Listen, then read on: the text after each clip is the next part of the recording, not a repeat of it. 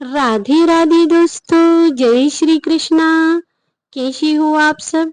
स्वागत है आपका ज्ञान भक्ति चैनल में।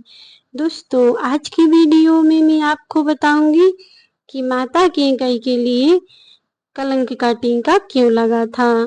दरअसल जिन भगवान श्री राम को माता कैकेयी ने वनवास दिया था, उसके कारण माता कैकेयी की निंदा की जाती है। तो क्या आप भी माता कैकेयी की निंदा करते हैं? तो इसके जानने से पहले यह वीडियो आपको अवश्य देखना चाहिए। माता कैकेयी निंदा करने योग्य है या वंदना करने योग्य है? आप यह हमें जरूर बताइएगा कमेंट करके। दोस्तों, माता कैकेयी माना जाता है कि भगवान श्री राम से अत्यधिक स्नेह करती थी और अपने पुत्र के जैसे भी उससे ज्यादा भी उन्हें प्रेम करती थी। दोस्तों, माना जाता है कि जितना माता कैकेयी भगवान श्री राम से प्रेम करती थी, उतना तो उनकी माता कौशल्या भी नहीं करती थी और उतना कोई नहीं कर सकता। तो जिन माता कैकेयी ने अपने इतने स्नेही पुत्र को वनवास दिया है, वह उनका त्याग था और इस त्याग के बलिदान के लिए माता कैकेयी सराहनीय योग्य हैं। जिन्होंने अपने ऊपर कलंक का टीका लिया और राम को वनवास देकर अपने ही स्नेही पुत्र से बिछोड़ किया और फिर महाराज दशरथ का वियोग सहा। उन माता कैकेयी ने संसार के हित के लिए यह सब किया, राक्षसों के विनाश के लिए यह किया, तो ऐसे में माता कैकेयी निंदक कैसे हो सकती हैं?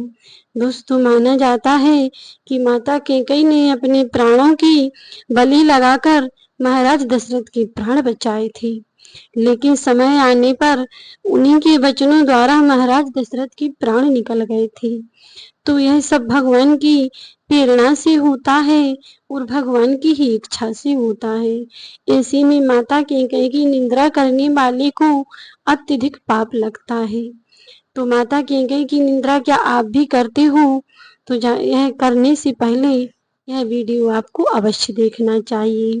प्राचीन समय में जब माता कैकेयी शिशु अवस्था में थी, माता कैकेयी का जन्म कैकेयी देश में अश्वपति महाराज के यहाँ हुआ था। माता कैकेयी शुरू से ही चंचल और सुंदर थी।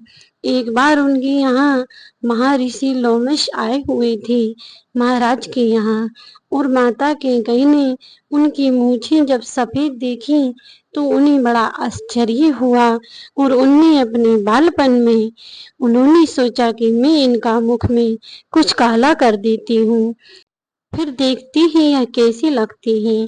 तो माता कैकेयी ने उनके मुंह में दाढ़ी में काला लगा दिया, कलिक लगा दिया। यह देखकर महर्षि लोमश को अत्यंत ही क्रोध आया और उन्होंने माता कैकेयी को श्राप दे दिया कि जिस कारण तुमने मेरे मुंह में कलिक लगाई है, इससे तुम्हारे लिए कलंक का टीका लगेगा, तुम्हारे मुंह पर भी कालिक पुतेगी। जब यह बात महाराज को पता चली, तब महाराज ने महर्षि से हाथ जोड़कर माफी मांगी और अपनी पुत्री के बालपन के लिए क्षमा मांगी। जब उन्होंने देखा कि महाराज की सहनशीलता देखी और माता कैकेयी ने भी जब क्रोध शांत हुआ तब वो जाने लगे, तो उनके हाथ में लाठी थमाते हुए सहनशीलता से कहा कि हे मुनिवर, मुझे क्षमा कर दीजिए। माता कैकेयी की सहनशीलता और महाराज की सहनशीलता देखकर महामुनि ने माता कैकेयी को वरदान दिया कि तुम्हारा हाथ ब्रज के समान हो जाएगा और तुम्हारे मुंह में अमृत हो जाएगा। ऐसा वरदान देकर महर्षि वहां से चले गए। कुछ समय पूर्व माता कैकेयी की शादी महाराज दशरथ जी से हुई थी और माना जाता है कि एक बार महाराज दशरथ जी की उंगली में कुछ रोग हो गया था, जिनके कारण उनको बहुत ही जलन हो रही थी, अत्यधिक पीड़ा हो रही थी। तो माता कैकेयी ने महाराज दशरथ की उंगली को अपने मुंह में रख लिया था, क्योंकि उनके मुंह में अमृत था और इस कारण उनकी जलन शांत हो गई और असहनीय पीड़ा भी बंद हो गई और महाराज दशरथ बड़े खुश हुए। और इसी वजह से महाराज दशरथ रानी कैकेयी को अधिक पसंद करते थे। रानी कैकेयी सुंदर भी थी और चंचल भी थी और वीरांगना भी थी, बहादुर भी थी। इसीलिए महाराज कैकेयी के लिए अत्यधिक प्रेम करते थे और वह उनकी पसंदीदा रानी थी। वह अब मैं आपको रानी कैकेयी की दूसरी कथा सुनाती हूँ। एक समय की बात है कि रानी कैकेयी अपने पिता के साथ वन में गई हुई थी। उनके पिता शिकार खेलने के लिए गए थे और रानी कैकेयी उनके साथ गई हुई थी। रानी कैकेयी अपने पिता की बहुत ही लाडली बेटी थी और बहुत जिद्दी भी थी। वह उनके पिता के साथ हमेशा रहती थी और उनके पिता जो उनकी बेटी कहती थी उनके पिता वही करते थे। इस प्रकार वह जिद करके अपने पिताजी के साथ वन में जाया करती थी और जब उनके पिताजी शिकार खेलने लगे तब रानी कैकेयी इधर उधर घूमने लगी और उन्होंने देखा कि एक ऋषि तपस्या कर रहे हैं जिनकी हड्डी मात्र रह गई थी और वह उनकी पूरी समाधि में लीन हो चुके थे। उनकी मात्र आंखें चमक रही थी। रानी कैकेयी ने समझा कि यह कोई जंगली पशु है जिसकी यह आंखें इतनी सुंदर दिख रही हैं, क्योंकि जो ऋषि तपस्या कर रहे थे वह समाधि में ऐसे लीन हो गए थे तपस्या में कि उनका शेष अंग कुछ भी नहीं दिखाई दे रहा था, मात्र उनकी आंखें दिखाई दे रही थी। शेष अंग उनका मिट्टी बन गया था, लेकिन उन ऋषि ने तपस्या करना नहीं छोड़ा था।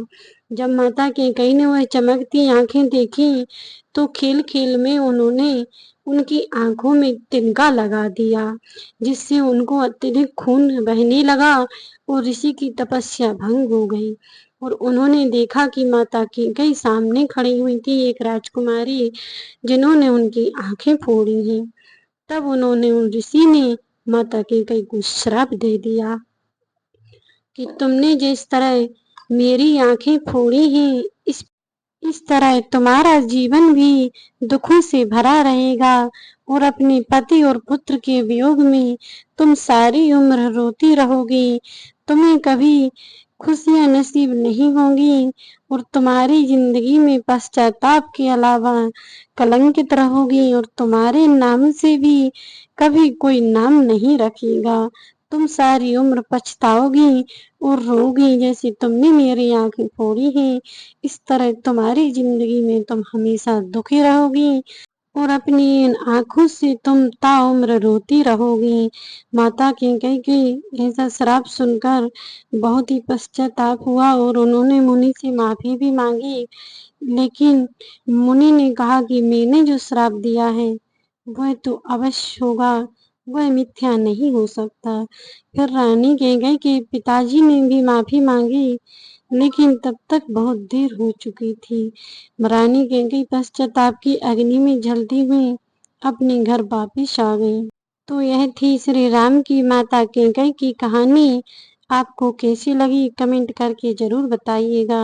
यह दोनों ही कथा प्राचीन और पौराणिक है और इनमें से कौन सच है यह तो भगवान श्री राम ही जाने। और यदि आपको इस कथा का मालूम हो तो भी मुझे कमेंट करके जरूर बताइएगा। यह महारानी कैकेयी की कलंक की कथा आपको कैसी लगी। अगर वीडियो पसंद आई हो तो लाइक करके चैनल को सब्सक्राइब कर लेना और बेल आइकन को ऑन कर देना, ताकि मैं जो भी जानकारी लेकर आऊँ सबसे पहले नोटिफिकेशन आपके पास पहुँचे।